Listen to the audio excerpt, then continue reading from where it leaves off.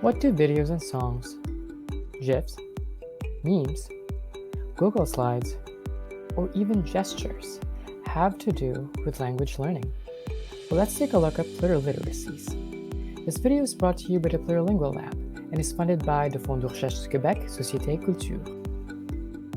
Communication is a purposeful social activity, and plurilingual instruction considers language learners as social agents who complete different daily tasks using linguistic and cultural knowledge. Learners do not only interact through listening, speaking, reading, and writing, but also using other types of literacies. For example, learners can use visual representations such as emoticons and GIFs.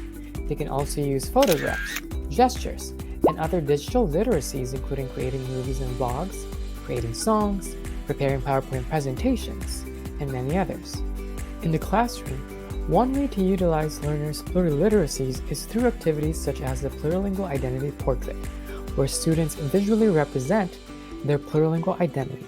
They can also add multilingual texts to describe their drawings, and they can also orally present their portraits after.